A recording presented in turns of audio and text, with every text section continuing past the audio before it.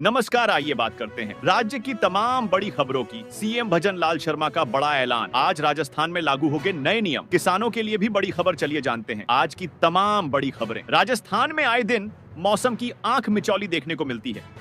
कभी बारिश तो कभी तेज धूप और गर्मी लोगों को परेशान करती है। मानसून की विदाई के बाद भी कुछ क्षेत्रों में हल्की बूंदाबांदी का दौर जारी रहा। हालांकि आज से मौसम पूरी तरह से साफ रहने की उम्मीद है।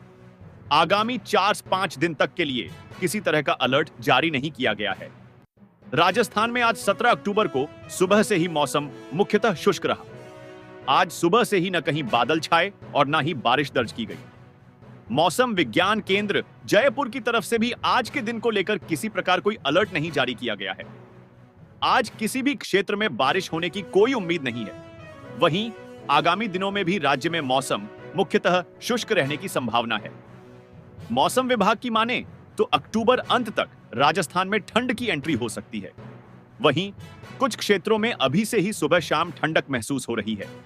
ऐसे में आने वाले दिनों में ठंड बढ़ सकती है। हालांकि ठंड को लेकर अभी कुछ खास नहीं कहा जा सकता, लेकिन अक्टूबर के अंतिम सप्ताह और नवंबर की शुरुआत में प्रदेश में ठंड का एहसास होना शुरू हो सकता है। मौसम विभाग की माने तो अक्टूबर अंत तक राजस्थान में ठंड की एंट्री हो सकती है। वहीं कुछ क्षेत्रों में अभी से ही सुबह शाम ठंडक महसूस हो रही है। ऐसे में आने वाले दिनों में ठंड बढ़ सकती है। हालांकि ठंड को लेकर अभी कुछ खास नहीं कहा जा सकता, लेकिन अक्टूबर के अंतिम सप्ताह और नवंबर की शुरुआत में प्रदेश में ठंड का एहसास होना शुरू हो सकता है। बता दें कि राज्य में सर्वाधिक तापमान श्रीगंगानगर में 29.2 डिग्री सेल्सियस दर्ज किया गया तथा न्यूनतम तापमान 15.5 डिग्री सेल्सियस सीकर में दर्ज किया गया। तापमान में गिरावट आने की वजह से कुछ जिलों में सुबह शाम ठंड का एहसास होने लगा है। राजस्थान की भजन लाल सरकार एक बार फिर से अपने ही कार्यकर्ताओं के निशाने पर है। इस बार प्रदेश कांग्रेस अध्यक्ष गोविंद सिंह डोटासरा के चुनाव एजेंट को सीकर के लक्ष्मणगढ़ में अपर लोक अभियोजन बनाने पर जिला बीजेपी के नेताओं ने आपत्ति जताई है।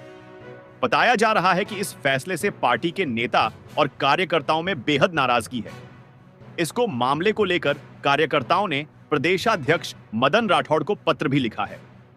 दरअसल भाजपा की भजन लाल शर्मा सरकार ने प्रदेश कांग्रेस अध्यक्ष गोविंद सिंह डोटासरा के चुनाव एजेंट पवन कुमार स्वामी को अपर जिला एवं सेशन न्यायालय लक्ष्मणगढ़ सीकर में अपर लोक अभियोजन और राजकीय अभिभाषक बनाया है। बता दें, जिला भाजपा उपाध्यक्ष भागीरथ गोदारा और मंडल अध्यक्ष अमृत खयालिया ने प्रदेशाध्यक्ष मदन राठौड़ को पत्र लिखकर मामले की जानकारी दी है। मंडल अध्यक्ष अमृत खयालिया और जिला उपाध्यक्ष भागीरथ गोदारा ने मदन राठौड़ को पत्र लिखते हुए कहा कि यह राजनैतिक नियुक्ति समूचे लक्ष्मणगढ़ विधानसभा क्षेत्र के भारतीय जनता पार्टी के कार्यकर्ताओं और नेताओं के लिए न केवल विस्मय भरी है, बल्कि मनोबल तोड़ने वाली है।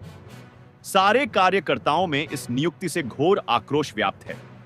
अतः प्रार्थना है कि भाजपा राज में कांग्रेस के सक्रिय कार्यकर्ता की इस राजनैतिक नियुक्ति को तत्काल निरस्त करवाने की कृपा करें।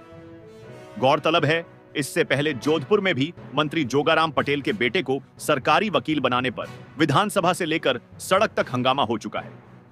विपक्ष ने इस मामले को लेकर भी सरकार पर जमकर निशाना साधा था। अब कांग्रेस प्रदेशाध्यक्ष के चुनाव एजेंट का मामला सामने आने के बाद सियासी गलियारों में तरह तरह की चर्चाएं हो रही हैं। जयपुर शहर में अवैध पेयजल कनेक्शन की भरमार है। इन दिनों चल रहे अवैध कनेक्शन काटने के अभियान में जलदाय विभाग की मॉनिटरिंग की पोल खुल गई। ऐसा इसलिए क्योंकि हर साल बार बार अवैध कनेक्शन के लिए अभियान चलाया जाता है, लेकिन इसके बावजूद कैसे पानी के अवैध कनेक्शन हो जाते हैं?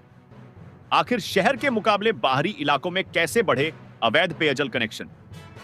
राजस्थान की राजधानी जयपुर में जलदाय विभाग की नाक के नीचे पानी का अवैध कारोबार तो चलता ही है, लेकिन पानी के अवैध कनेक्शन की भी जबरदस्त भरमार है। 11 दिनों से चल रहे अभियान का नतीजा यह रहा कि 2100 से ज्यादा अवैध कनेक्शन पीएचआईडी को मिल पाए। सबसे हैरानी की बात तो यह है कि अब की बार शहर के मुकाबले बाहरी हिस्सों में पानी के अवैध कनेक्शन पाए गए।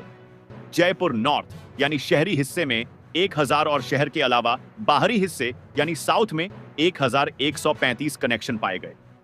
पहले अधिकतर शहर की घनी आबादी वाले इलाके में ही अवैध कनेक्शन हुआ करते थे, लेकिन अब अवैध कनेक्शन बाहरी हिस्सों तक भी पैर पसार रहे हैं।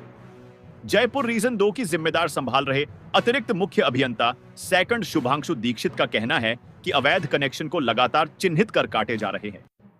शुभांशु दीक्षित ने हाल ही में ज्वाइन किया है। इससे पहले अमिताभ शर्मा जयपुर की जिम्मेदारी संभाल रहे हैं। संभवतया इस दौरान शहर में अवैध कनेक्शन बढ़े हैं। जयपुर साउथ के अधीक्षण अभियंता की जिम्मेदारी अनिल शर्मा के कंधों पर है। वे लंबे समय पर इसी सीट पर जमे हुए हैं और पिछली सरकार में पूर्व मंत्री के करीबी थे। अनिल शर्मा के क्षेत्र में सबसे ज्यादा अवैध कनेक्शन मिले हैं, यानी उनकी मॉनिटरिंग ठीक तरह से नहीं हो पा रही है। जबकि नॉर्थ के अधीक्षण अभियंता रामवतार सैनी ने हाल ही ज्वाइन किया है। सबसे ज्यादा अवैध कनेक्शन साउथ थर्ड में मिले, जबकि सबसे कम वीवीआईपी इलाके साउथ 1 में पाए गए। उदयपुर में आदमखोर पैंथर का आतंक थमने का नाम नहीं ले रहा है। जैसे ही वन विभाग ने जंगल में जाप्ता हल्का किया, पैंथर ने विभाग की सोच से परे दूसरी रेंज में जाकर बुधवार को 2 महिलाओं पर हमला बोल दिया, जिनमें से एक की मौत हो गई। खेत में साथ ही काम कर रहा युवक लाठी लेकर पीछे दौड़ा तो वह जंगल में भाग गया। गोगुंदा रेंज में अंतिम शिकार स्थल राठौड़ों का गुड़ा व केलवों का खेड़ा से करीब 3-4 किमी दूर पैंथर ने इस बार उदयपुर पूर्व रेंज में आकर हमला बोला। यहां मदार गांव में बड़ा तालाब के किनारे पहाड़ी से लगे खेत में दोपहर करीब 160 बजे 3 महिलाएं एवं एक युवक खेत पर सोयाबीन काट रहे थे। तभी पैंथर ने मांगीबाई 75 पत्नी, बसंती लाल सेन व केसीबाई 70 पत्नी चुन्नी लाल पर हमला कर दिया। पैंथर ने मांगी के गले पर हमला किया, जबकि केसीबाई ने खुद को बचाया तो उसके पैरों को नोच डाला। पास ही काम कर रहा गणेश सेन लाठी लेकर पैंथर के पीछे दौड़ा तो वह जंगल की ओर भाग छूटा। ग्रामीणों ने नाव से तालाब पार कर घायल महिलाओं को उदयपुर के महाराणा भूपाल अस्पताल पहुंचाया, जहां शाम को मांगीबाई को मृत घोषित कर दिया गया। गौरतलब है कि उदयपुर जिले की गोगुंदा रेंज में आदमखोर पैंथर इससे पहले 7 जनों को अपना शिकार बना चुका है। राजस्थान के शिक्षा मंत्री मदन दिलावर ने शिक्षकों के पहनावे और अनुशासन को लेकर विवादित बयान दिया है। नियम का थाना में आयोजित एक कार्यक्रम के दौरान उन्होंने कहा कि कई शिक्षक शिक्षिकाएं स्कूलों में अनुचित पहनावे के साथ आते हैं, जिससे बच्चों पर गलत प्रभाव पड़ता है। उन्होंने कहा कि कई महिला टीचर ऐसे कपड़े पहनती हैं कि पूरा शरीर दिखता है, इससे बच्चों पर अच्छे संस्कार नहीं पड़ते। दरअसल शिक्षा मंत्री बुधवार को नियम का थाना के नृसिंहपुरी गांव में उच्च प्राथमिक संस्कृत स्कूल भवन के लोकार्पण कार्यक्रम में पहुंचे थे। इस दौरान मदन दिलावर ने कहा, कई महिला टीचर अर्धनग्न कपड़े पहनकर स्कूल आती हैं, जिससे उनके पूरे शरीर का प्रदर्शन होता है। यह बच्चों के लिए सही संस्कार नहीं है। शिक्षकों को अपने पहनावे और व्यवहार पर ध्यान देना चाहिए ताकि वे बच्चों के लिए प्रेरणा स्रोत बन सकें। उन्होंने कहा कि शिक्षकों के कपड़े और आचरण बच्चों पर सीधा असर डालते हैं और इसलिए जरूरी है कि वे अपनी जिम्मेदारी समझें और सही प्रकार के कपड़े पहनें। मदन दिलावर के इस बयान ने एक नई बहस को जन्म दिया है। अब देखना होगा कि इस बयान का पर शिक्षक समुदाय कैसे प्रतिक्रिया देता है। शिक्षा मंत्री ने शिक्षकों के गुटखा और तंबाकू खाने पर भी सख्त एतराज जताते हुए कहा कि कई शिक्षक गुटखा खाकर और तंबाकू खाते हुए स्कूल आते हैं। यहां तक कि कई शिक्षक तंगे खाते हुए स्कूल पहुंचते हैं। बच्चे क्या सोचेंगे कि दारू पीना अच्छा रहता है, गुरुजी भी पीकर आते हैं।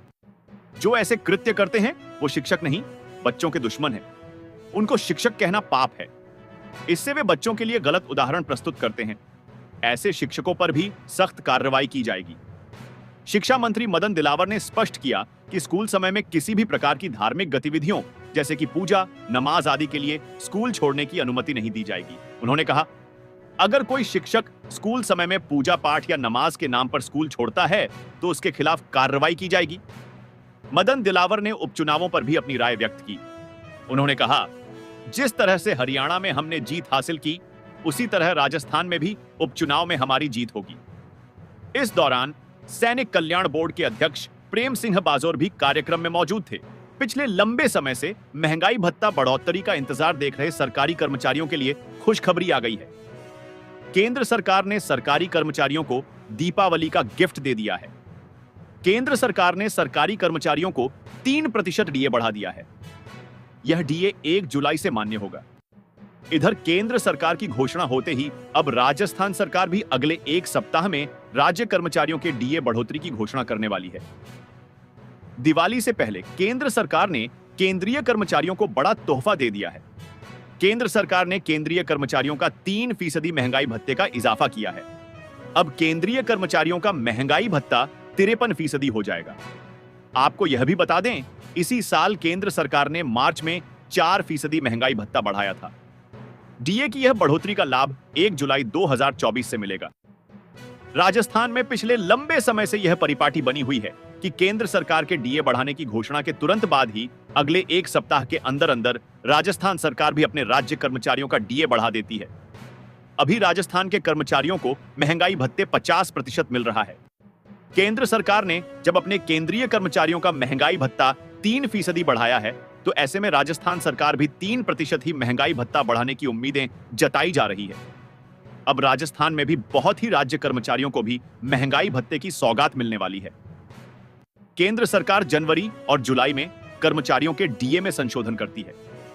पिछले बार केंद्र सरकार ने 24 मार्च 2024 को केंद्रीय कर्मचारियों को 4% का इजाफा किया था।